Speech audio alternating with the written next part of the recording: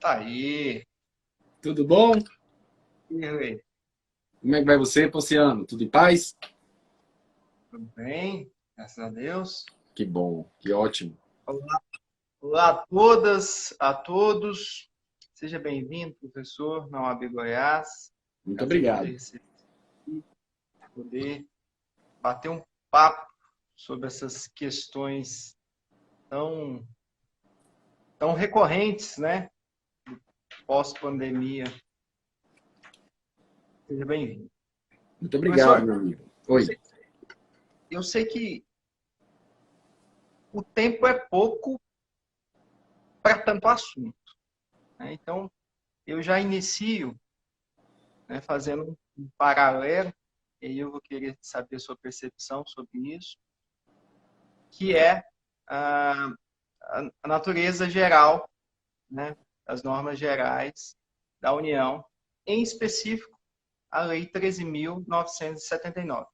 Nós sabemos que o STF acabou por flexibilizar alguns conceitos sobre alguns entes federativos e de lá para cá, o que se teve foi uma confusão maior. Não sei se isso é bom ou é ruim, essa flexibilização da STF, mas fato é que nós tivemos uma flexibilização sobre os aspectos das normas gerais, isto é, lá no artigo 24, quando diz que compete a União falar sobre normas gerais e aos estados e municípios não podem ser contrários e as disposições dos parágrafos, mas de lá para cá nós tivemos uma série de municípios e estados utilizando os manejos legais para coisas questionáveis. Eu queria saber, já no início dessa conversa, qual é o seu quadro sobre essa situação. Acho que está falhando aí. Acho que a sua conexão está falhando. Pessoal, vocês estão vendo a conexão do Diego falhando também ou só eu? Por favor, responda.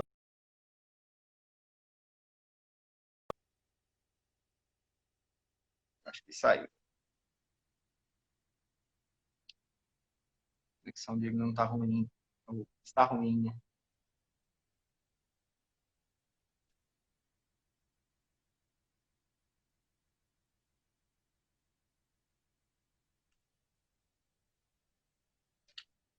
Voltou.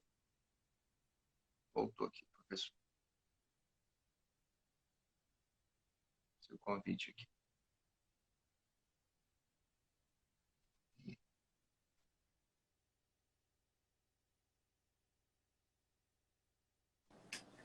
Oi. Voltou. Eu acho que não foi problema de conexão. Simplesmente apareceu uma mensagem dizendo Ah, que o tempo do Instagram encerrou. Aí eu tive que sair e entrar novamente. Algo estranho. não Mas tem está me nem ouvindo 5 bem? minutos que a gente começou a falar, né? Pois é. Não entendi. Mas está me ouvindo bem? O meu áudio, eu consigo te ouvir bem. Não sei o pessoal. Pessoal, responde, por favor. Eu acho que sim, Diego. Então vamos lá. Mas. Eu lhe ouvi atentamente, tá? Até que saiu a Uhum. mensagem que que tinha encerrado a live, saiu assim, não foi por conexão, só a live encerrou. Mas eu estava te ouvindo bem sobre a questão da natureza, das normas gerais, da União, dos municípios adotarem diversas medidas, etc. Mas vamos lá, vamos retomar o nosso bate-papo. Então, eu parei no seguinte. Eu queria o seu panorama geral sobre como você tem percebido isso, se tem olhado com bons olhos esse ativismo judicial do Supremo, nesse ponto específico, né, de dizer que a União não pode controlar muito. A gente sabe que foi essa decisão específica, se não me engano, a DI 6343 foi por unanimidade, né, não querendo questionar, mas gerou uma série de consequências e tensões entre os entes federativos, né? Eu queria ver como é que você tem enxergado isso. Muito bem. Primeiramente, meu muito boa tarde a todos. Eu saúdo a todos os advogados de Goiás, aos advogados também aqui pela Bahia, muitos inclusive já fazem parte nos ouvindo, né? Eu agradeço a gentileza do convite feito por você, Ponciano, que preside a importante comissão de estudos constitucionais, Comissão de Direito Constitucional do OAB Goiás. E para mim é uma honra muito grande estar aqui tratando de um tema que faz parte da nossa agenda diária.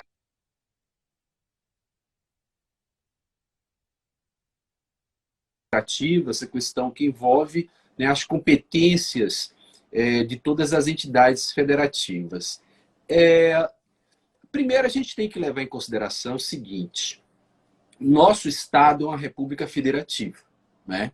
O que significa dizer, por assumirmos uma forma de organização federal do Estado, nós temos uma repartição de poder político entre todas as instâncias que fazem parte da nossa estrutura federativa. O Brasil, após a Constituição de 88, passou a ter uma estrutura muito peculiar, muito singular, que distingue a nossa forma federativa de outras formas federativas que nós temos no âmbito de outros diversos estados federais. Isso por quê? Porque a nossa estrutura federativa ela é tríplice. Na medida em que a nossa Constituição consagra, né, que o Brasil é uma união indissolúvel, né, uma união indissolúvel de estados, Distrito Federal, municípios, de tal modo que nós temos, além do governo nacional, todos nós sabemos, além desse poder político central, desse poder político nacional, nós temos os poderes políticos regionais, que são aqueles manejados pelos estados federados e pelo Distrito Federal, e os poderes políticos locais, que são aqueles titularizados pelos municípios, né?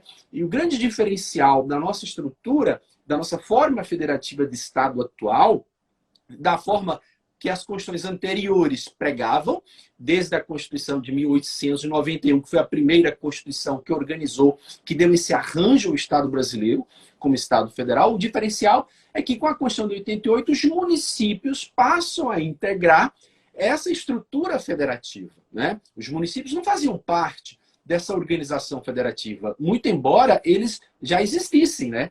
Desde a Constituição de 1891, que os municípios já existiam, mas eles não compunham a organização federativa do Estado, porque a Constituição de 1891, assim como as constituições posteriores, até a última Constituição que tivemos, que foi a de 69, embora outorgada, né, sob a forma de emenda número 1, ela foi uma nova Constituição, nós constitucionalistas sabemos disso, né, Ponciano? Os municípios já existiam, só que eles não tinham uma garantia de autonomia diretamente assegurada pela Constituição. As Constituições anteriores apenas determinavam que os estados federados assegurassem uma autonomia aos seus municípios. E nós sabemos que, pela história do passado, os municípios não tinham essa autonomia assegurada pelo Estado-membro. Só que a Constituição de 88 muda completamente esse cenário e passa a garantir diretamente essa autonomia. Ou seja, quem está garantindo aqui a autonomia do município agora sou eu, a Constituição. E não o Estado como eu determinava antes. Só que antes os Estados nunca asseguravam a plenitude dessa autonomia.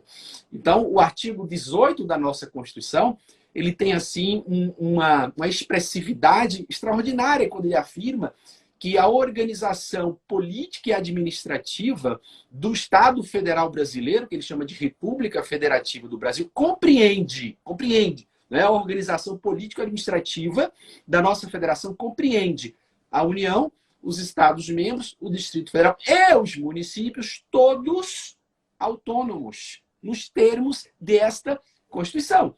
E a partir daí, o que é que a gente observa, Ponciano, e aqueles que estão nos ouvindo? Nós, a partir daí, vamos identificar uma repartição rigorosa de competências constitucionais como instrumento de garantia da autonomia. a autonomia da União, a autonomia dos estados, do Distrito Federal e dos municípios, a partir dessa repartição de competências.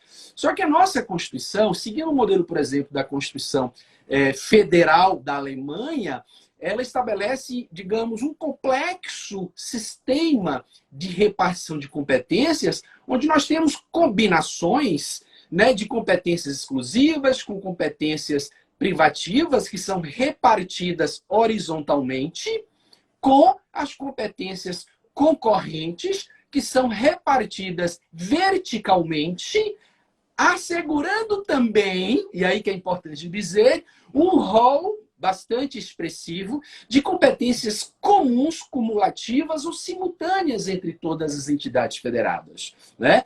Então nós temos um arranjo que é bem assim, não vou dizer difícil de se entender, mas ele é complexo por conta da sua riqueza, por conta do seu potencial. Eu tenho competências exclusivas, eu tenho competências privativas, eu tenho competências concorrentes, eu tenho competências comuns, que se combinam com competências legislativas, com competências materiais. No âmbito das competências legislativas, nós temos ainda a possibilidade de delegação de competências, e nós temos também ainda, no âmbito das competências legislativas concorrentes, a existência de competências legislativas suplementares ou supletivas dos estados e dos municípios.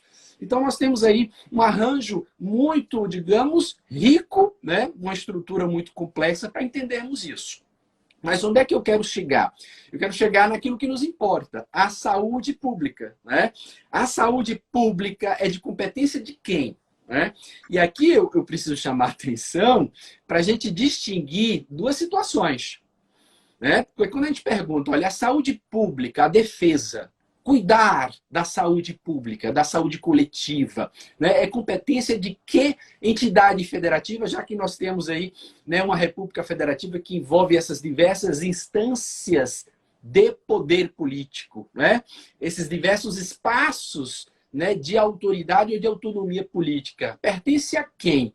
A Constituição foi muito sábia, porque ela fez uma distinção entre cuidar da saúde pública a partir de uma competência material e dispor da saúde pública a partir de uma competência legislativa.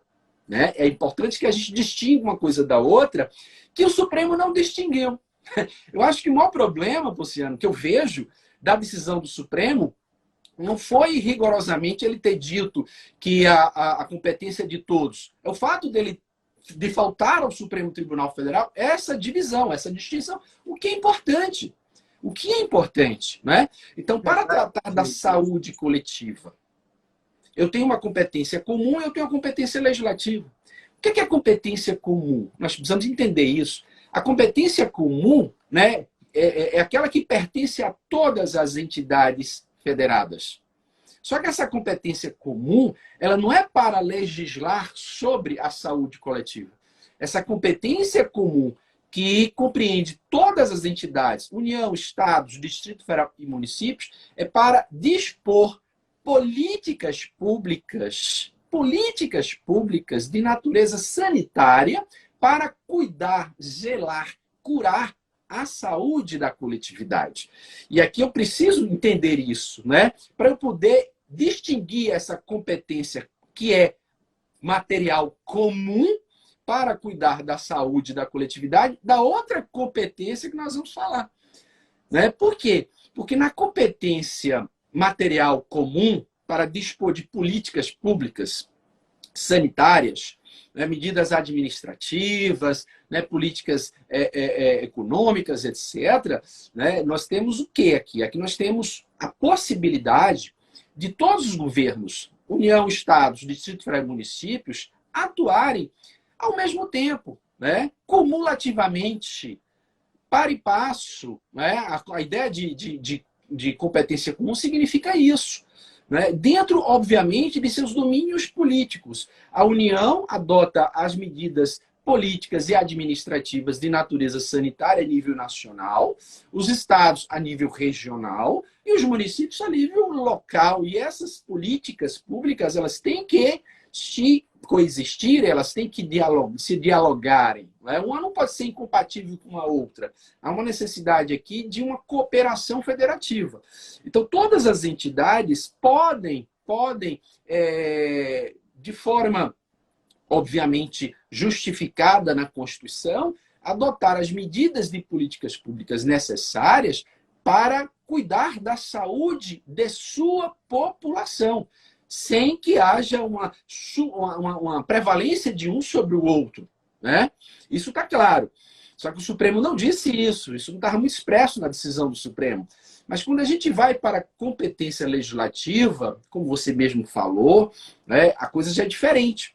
Porque na competência legislativa, eu não tenho uma competência comum, que é aquela competência igual em que as entidades governamentais atuam paralelamente, simultaneamente, em nível de igualdade. Não. Não, porque a repartição aqui, no âmbito da competência legislativa, ela ocorre de forma verticalizada e não de forma horizontalizada lá, como ocorre lá no âmbito da competência material comum, que envolve a atuação cumulativa e simultânea de todas as entidades políticas. Aqui na competência legislativa, que envolve uma atividade legislativa. Competência legislativa é aquela exercida por meio do processo legislativo. E quem utiliza do processo legislativo são os órgãos legislativos, são os parlamentos. São as câmaras de vereadores, os municípios, as assembleias legislativas nos estados, o Congresso Nacional na União. Né? Só que essa competência legislativa, ela é concorrente, ela não é comum. E por que ela é concorrente? Porque aqui é uma desigualdade jurídica que não existe na competência comum, que é aquela competência material para dispor de políticas públicas sanitárias no âmbito da proteção da saúde da coletividade. Na competência legislativa, a situação é diferente. Nós temos uma desigualdade jurídica, por quê? Porque a Constituição ela demarca o espaço de cada uma das entidades ao afirmar, e aqui eu digo, perfeito, aqui eu digo de forma bem singela, que na competência legislativa comum, que envolve também todas as entidades federadas, a União cumpre um papel de maestro. Por que um papel de maestro? Porque ela que vai, né, por meio de normas legislativas gerais, né, estabelecer os parâmetros a nível nacional para a proteção da saúde, competindo aos estados no âmbito regional e aos municípios no âmbito local suplementar, vale dizer, complementar essas normas gerais da União que são impositivas. Oi? Como é? Aqui que não for contrário às normas gerais. Não podem contrariar as normas gerais. Não podem contrariar as normas gerais. Porque as normas gerais da União, elas são impositivas. Elas parametrizam. Hã? Como é? Para se ter uma organização no âmbito de políticas públicas, né? No âmbito de políticas públicas gerais. A gente vai falar que as políticas públicas elas podem ser utilizadas no âmbito comum, tanto pelo Estado, pelo município, quanto a União, mas é preciso ter uma normativa no âmbito nacional que pudesse concretizar as questões para que não houvesse tanta bagunça. E o que me parece que aconteceu, eu não sei se você concorda, é que depois dessa decisão, praticamente as normas gerais não são observadas. O parâmetro que se tem da 13.979 parece não existir mais. Os municípios simplesmente observam a legislação no âmbito geral e diz o seguinte, não, o Supremo flexibilizou. Tá, mas até que ponto flexibilizou isso? Isso é um perigo muito grande. A gente tem decisões no âmbito nacional, decisões do Poder Executivo, emitindo restrições de direitos que são um absurdo. E aí, já levando para outro ponto, justamente nessas decisões, principalmente no âmbito da competência municipal, eu tenho percebido, não sei se na Bahia isso tem acontecido bastante, mas aqui em Goiás acontece muito, de municípios simplesmente restringirem a entrada e a saída de pessoas. Então, sequer se passa na avenida principal para ir a outra cidade. Aconteceu isso aqui em Goiás. E acontece diariamente. Aí o prefeito vai, suspende, depois volta.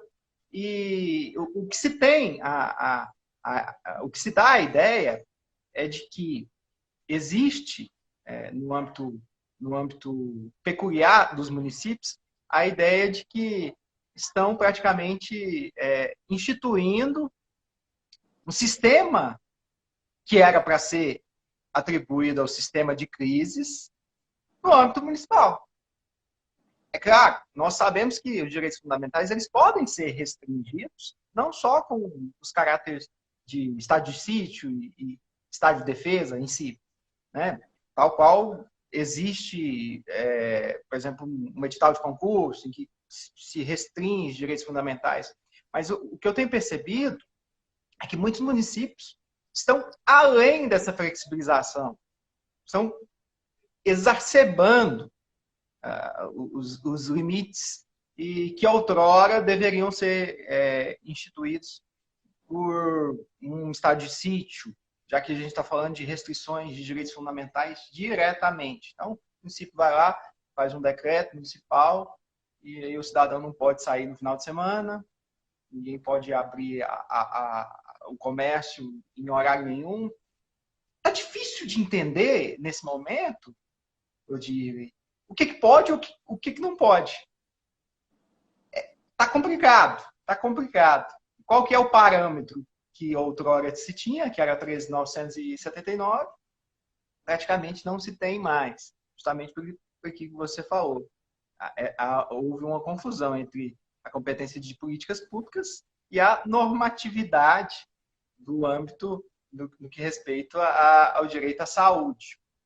Mas eu queria, Odile, que você comentasse um pouco sobre essa questão de flexibilização dos direitos fundamentais no âmbito de municípios e estados.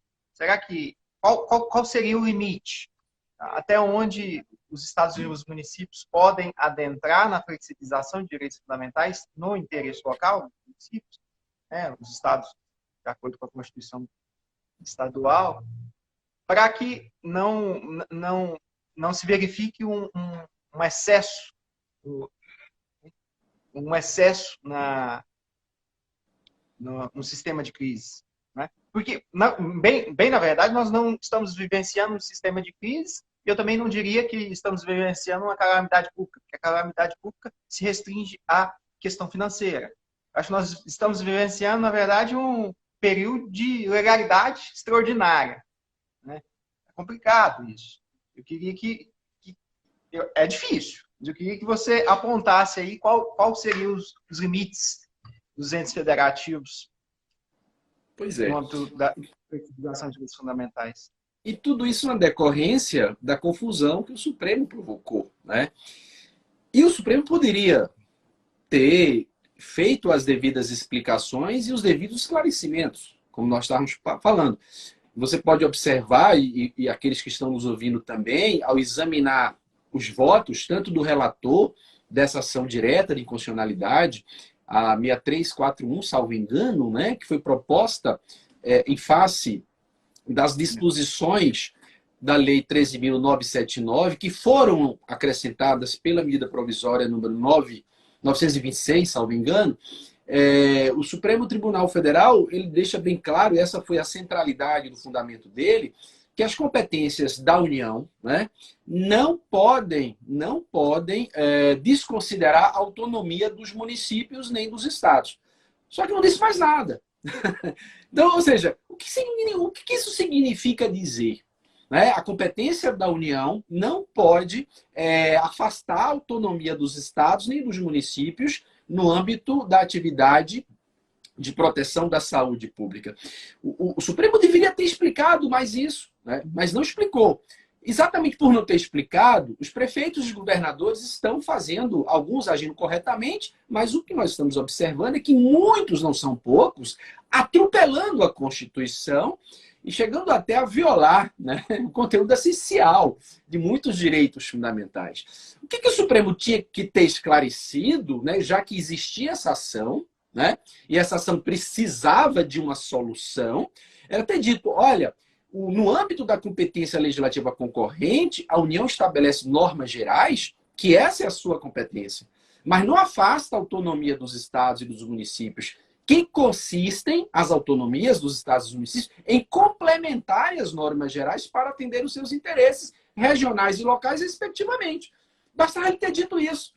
Porque as normas gerais da União são parâmetros obrigatórios. Está lá no artigo 24. São parâmetros obrigatórios. Por isso que eu falei, Ponciano, dessa desigualdade jurídica que existe aqui, no âmbito da competência legislativa concorrente, que não há no âmbito da competência material comum entre as entidades federadas. Só que lá é outra coisa, lá a atividade é meramente administrativa.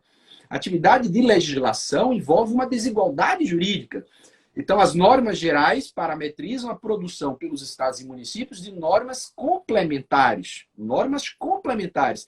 Então, se a União disse, por meio da chamada Lei da Covid, que é a Lei 13.979, que estabeleceu normas gerais para adotar as medidas de enfrentamento, né, da calamidade decorrente na saúde pública pela Covid, essa lei que estabelece normas gerais, ela define quais são as medidas que a União pode adotar e as medidas que os estados e os municípios podem adotar no enfrentamento da pandemia. Como são normas gerais obrigatórias, os estados e os municípios tinham que observar rigorosamente essas normas gerais da União, podendo complementá-las pela via da sua legislação local, por meio de seus legislativos locais. Então, como a Lei 13.979, dentre as várias medidas que ela criou para enfrentar a pandemia, ela criou, dentre diversas, o isolamento e a quarentena. Só que a própria lei conceituou o isolamento, conceituou a quarentena. E esse conceito não está sendo observado pelos estados e municípios. Né? O que é o isolamento? Está lá na lei, normas gerais obrigatórias. Né? O isolamento é a separação de pessoas doentes. Ou seja, pessoas doentes que devem ser isoladas. Isso é o isolamento. Pessoas doentes. E o que é quarentena? A quarentena, ela envolve uma restrição maior, porque ela atinge tanto as atividades como as pessoas. Porque na quarentena, o que é possível na quarentena? Restringir atividades, como também separar pessoas suspeitas da contaminação. Suspeitas. Né? Isolamento só os que já estão comprovadamente doentes ou já contaminados. A quarentena, restrição de atividades ou separação de pessoas suspeitas de contaminação. O problema é que os municípios, os estados, estão partindo da presunção de que todos nós estamos, né, supostamente contaminados.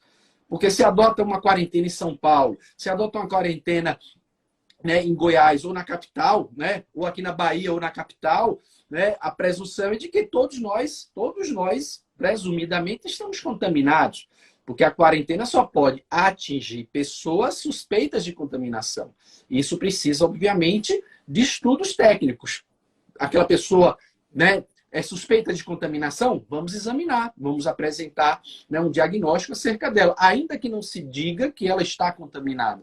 Então, é isso que está faltando nos estados e nos municípios. E isso leva o quê?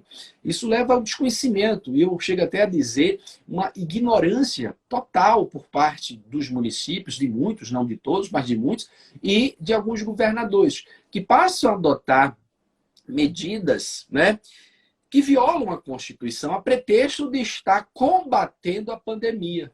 Né? E nós temos um problema grave. É claro que todos nós somos solidários à pandemia, a tudo que está acontecendo. É claro que todos nós temos, né, uma preocupação muito grande em preservar vidas humanas. Isso é inegável. Só que os fins justificam os meios. Para se preservar as vidas humanas, eu posso adotar qualquer meio de restrição, eu posso adotar o toque de recolher, eu posso adotar o lockdown, o confinamento obrigatório, a interdição de toda e qualquer atividade econômica ou empresarial sem nenhum critério. Eu posso adotar todas as medidas, né? Ou seja, visando aquela finalidade, é justificável adotar todas essas medidas. Nós estamos aqui vivendo a inversão das coisas, né? Há um bom modo maquiavélico, né, dos fins justificarem os meios. O que é que nós estamos observando? Diversas tiranias. Tiranias de prefeitos, tiranias de governadores. E o pior disso, não é que os direitos não possam sofrer restrições. Eles podem sim, você mesmo já adiantou. A regra é que o direito tenha, né, a sua ampla aplicação. Isso é inegável, a regra é essa. Mas, excepcionalmente, é possível restringi-lo. Não tenha dúvida. Só que a restrição é exceção. A regra é a não restrição. A restrição é a exceção. E como toda exceção, para a teoria jurídica, ela tem que ser o quê? Justificada na Constituição, porque os direitos fundamentais são preservados, são assegurados pela Constituição. Restringi-los depende de uma fundamentação constitucional. Sem essa fundamentação constitucional, deixa de haver uma restrição e aquilo que seria, em tese, uma restrição necessária acaba se convertendo numa violação à Constituição.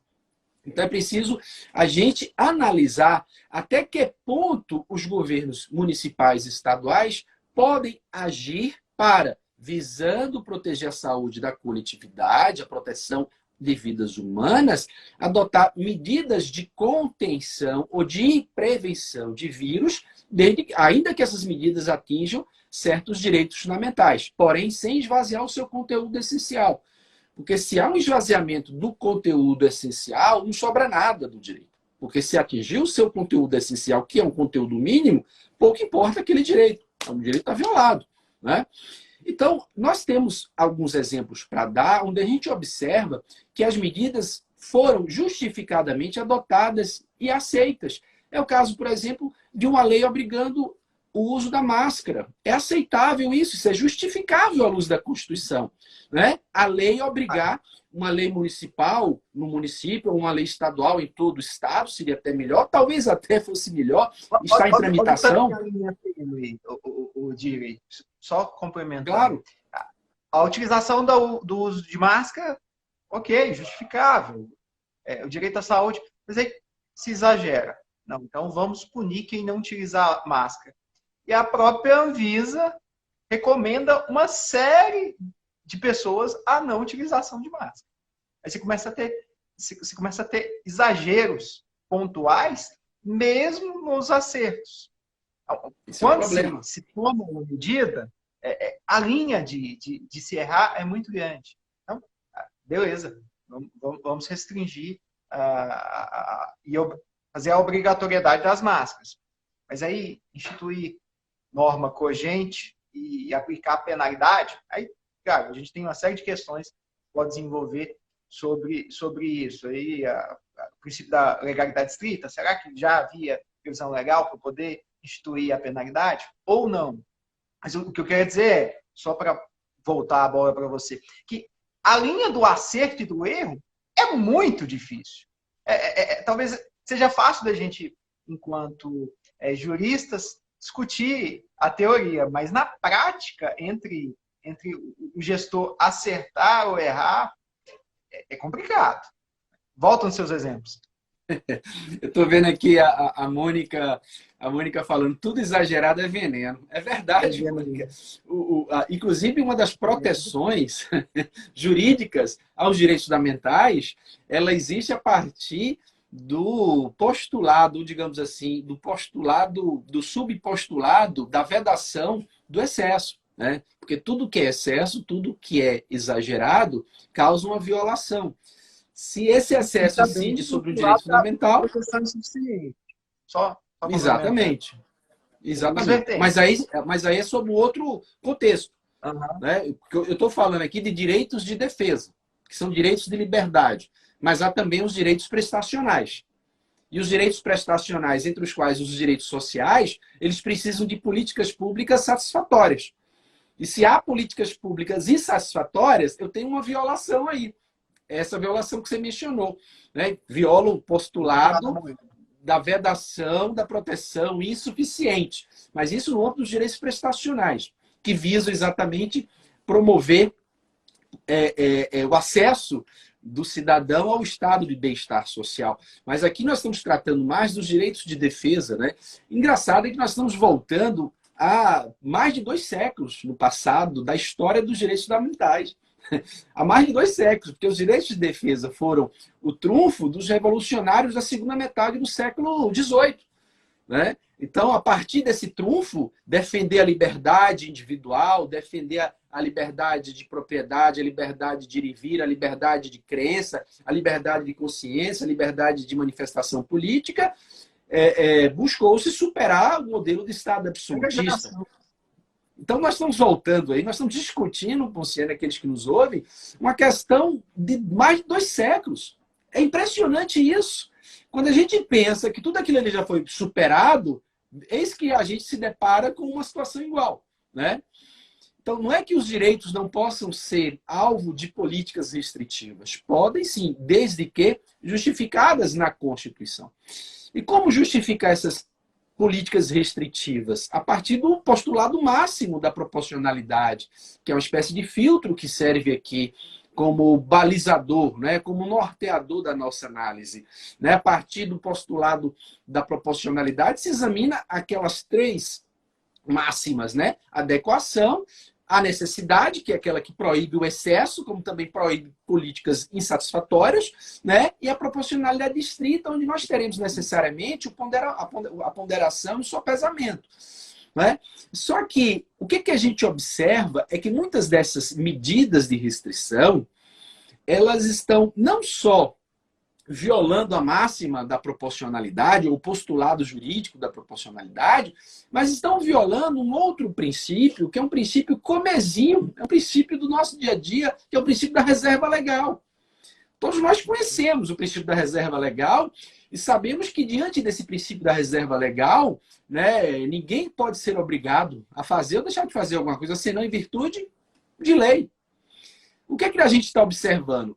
Essas medidas de restrição estão sendo adotadas por lei? Não. Por decretos de governadores e por decretos de prefeito. Imagine, eu tenho um decreto, que é um ato meramente administrativo, que está impondo, né, medidas de restrição à locomoção das pessoas. Né? Nem submeteu a ideia do interesse local debatida pela Câmara Municipal. Sim, é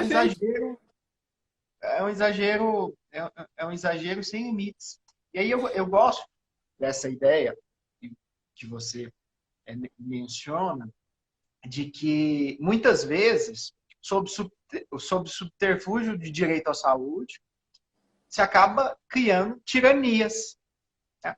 Eu acho que no momento de medo, e é natural, todos nós estamos com medo dessa doença, não é brincadeira, senão, se fosse a gente nem estava discutindo esse assunto, mas em momentos de medo, parece que tudo que envolve o medo, o gestor pode utilizar essa desculpa do medo para poder atropelar direitos, restringir direitos fundamentais, criar tiranias e por aí vai. Então, é muito perigoso isso mesmo.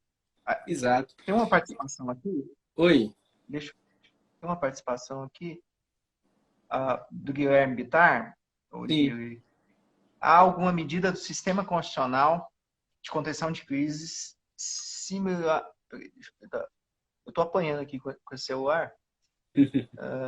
Há alguma medida do sistema constitucional de contenção de crises similar aos que a Constituição prevê para o presidente, Estado de Defesa.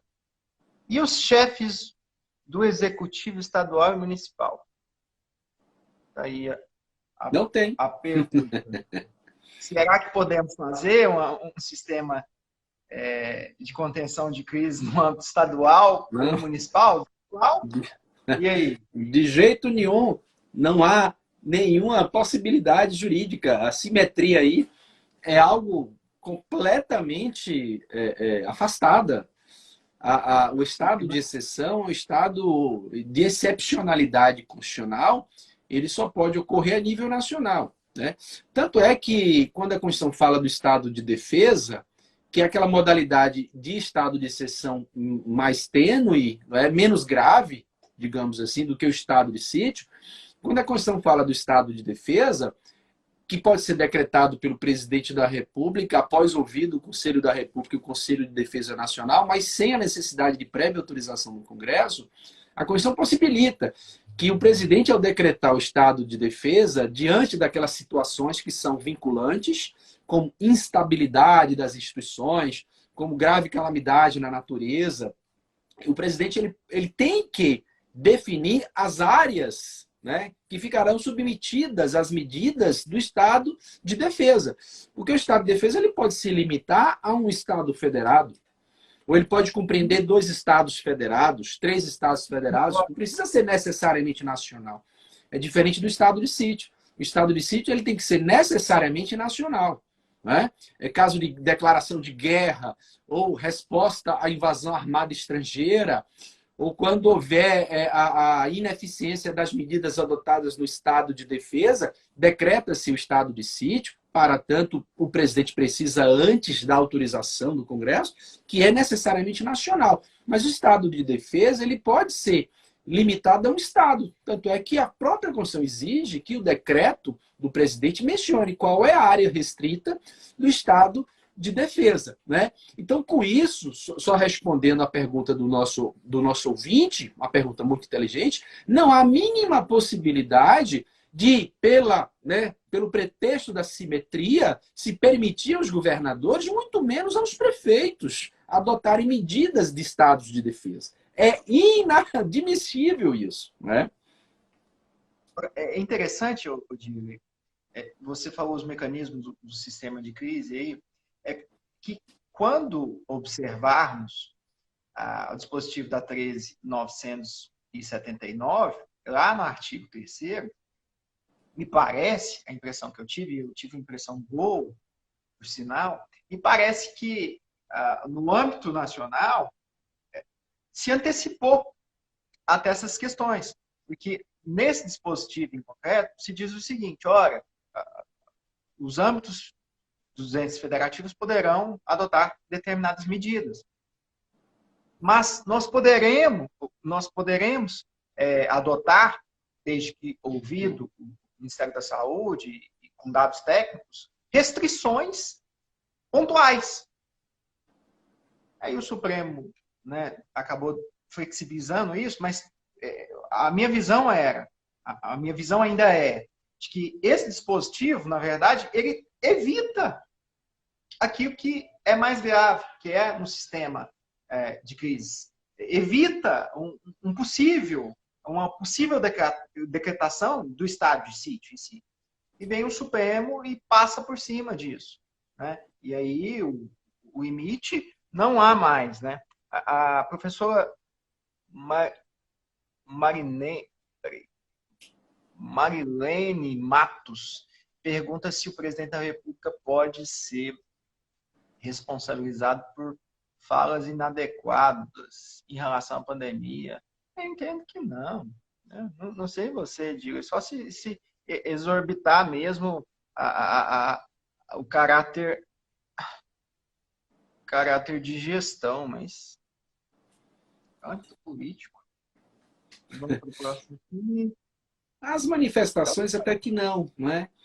Mas ontem o Tribunal de Contas da União ele adotou uma postura corretíssima, a meu ver, não é?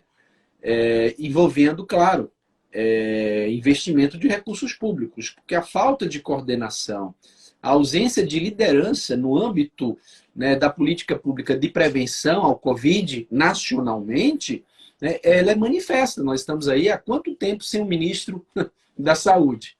Nós temos... já é Bom, isso é um fator de complicação, porque o próprio Tribunal de Contas da União já disse, olha, isso vai gerar despesa, isso vai gerar gasto, vai gerar sangria nos cofres públicos, porque essa falta de liderança no âmbito das políticas de saúde pública nacional, né, pode gerar consequências, obviamente, que negativas para o patrimônio público, para os recursos públicos. E isso pode ensejar a responsabilidade do presidente da República.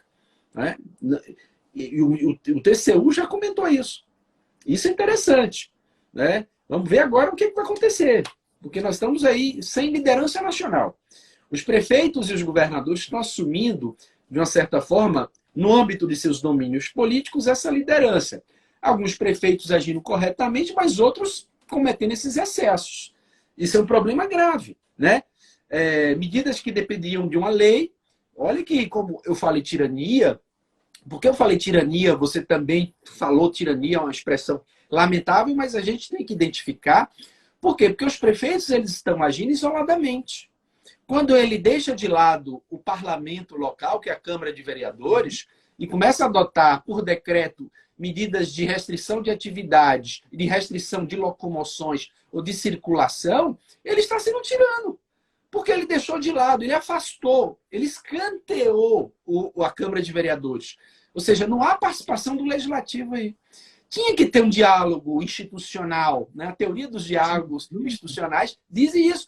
Tem que ter um diálogo entre... Eles não estão falando de competência entre entes federativos, estão falando do mesmo. Exatamente. Né? Eu acho interessante, você tocou aí sobre a questão politizada, né? E eu tenho percebido que a construção do direito, isso é uma crítica talvez pesada,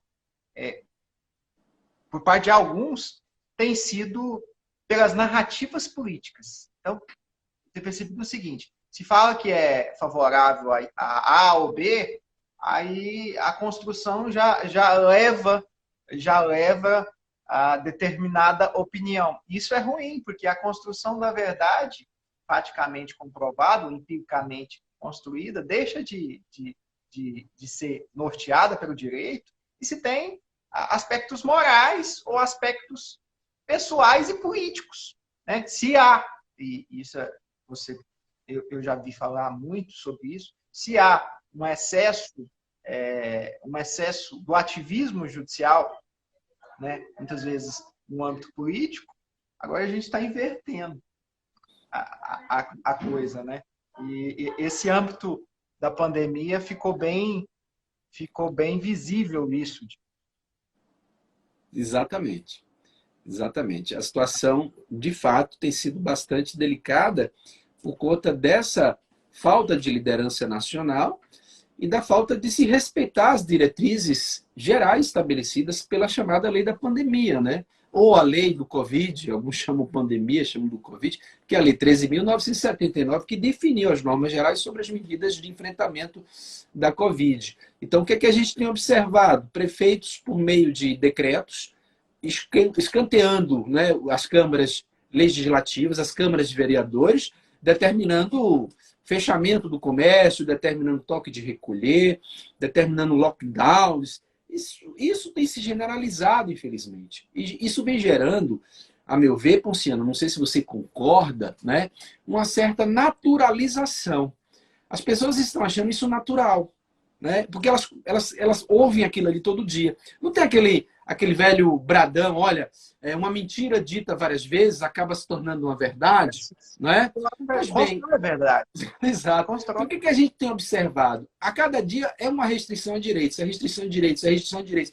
E não é uma restrição a direito justificável à luz da Constituição, como é o caso de uma lei, não é decreto, que é ato administrativo, mas de uma lei obrigar o uso da máscara. É uma lei obrigar que um estabelecimento como um supermercado, né, condicione a entrada de seu cliente consumidor usando máscara, disponibilize para o seu cliente consumidor a higienização das mãos mediante álcool gel nas entradas e nas saídas. E isso são medidas que visam, sim, atingir aquela finalidade de proteger a saúde da coletividade, que são justificáveis à luz da Constituição. E elas restringem direitos, mas elas restringem direitos sem invadir o núcleo essencial dos direitos.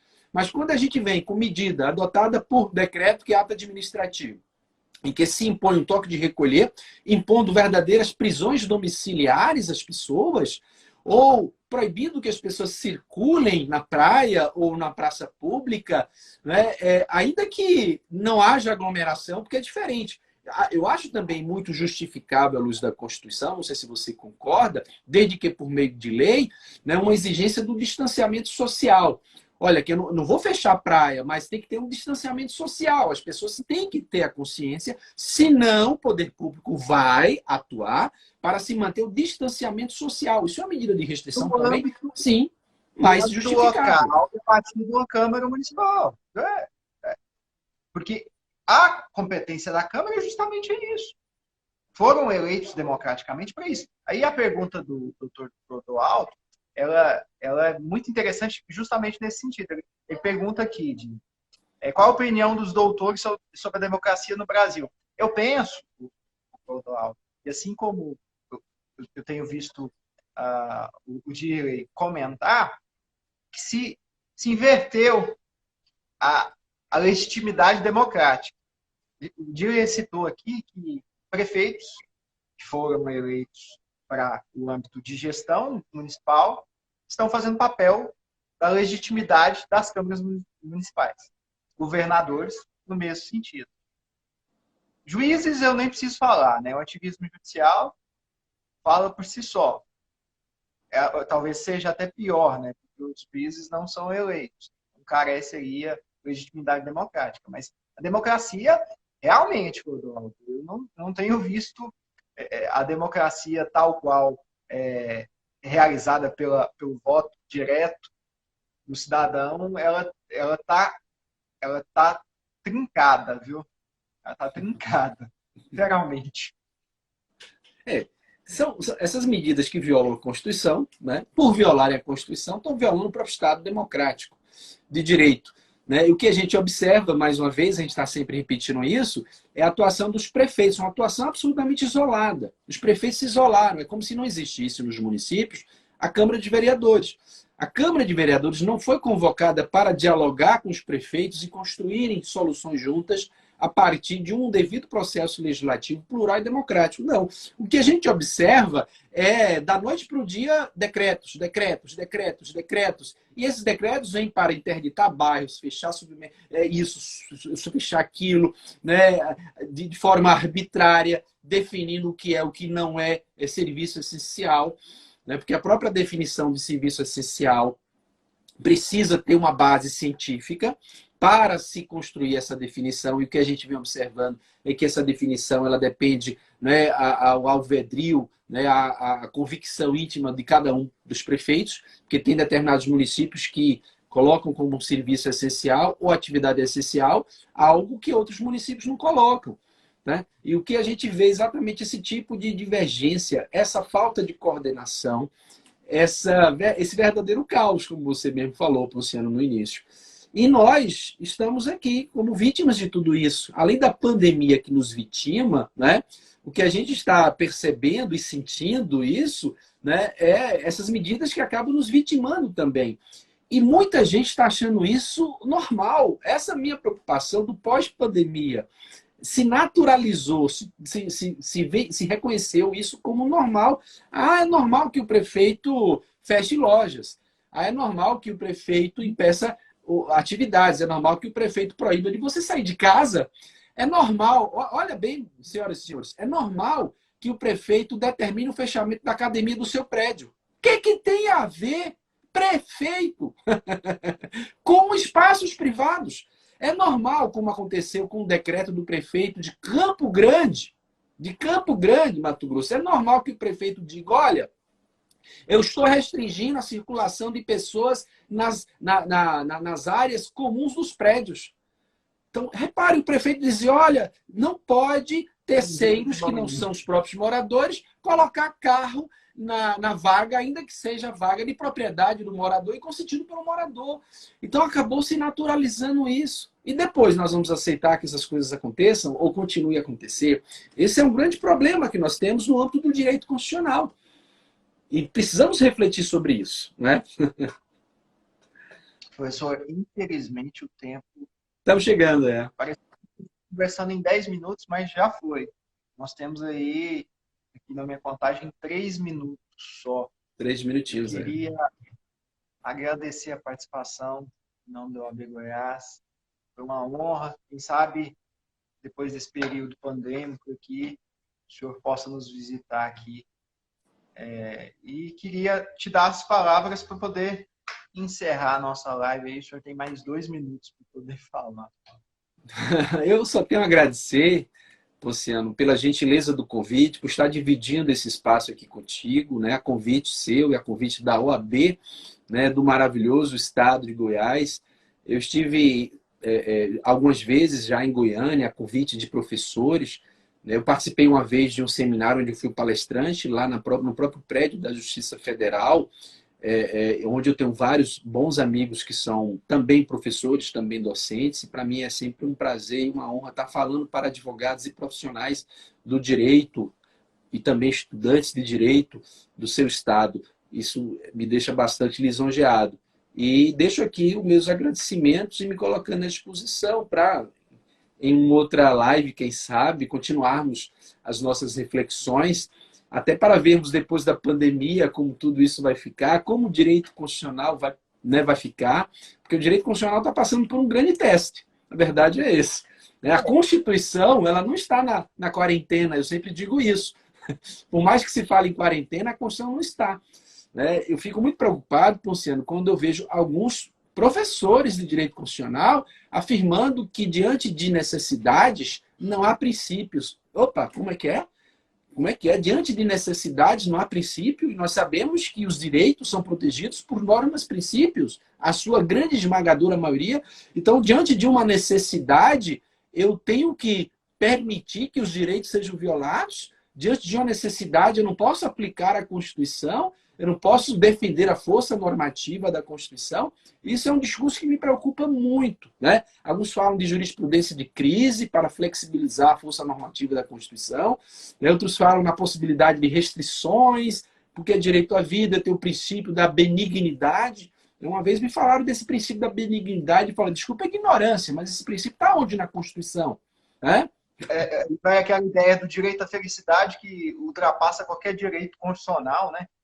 Isso, exatamente. Isso, mas, meu amigo, muito obrigado, viu? Fico à disposição, fico muito feliz aí pela oportunidade. Grande abraço a todos. Felicidades.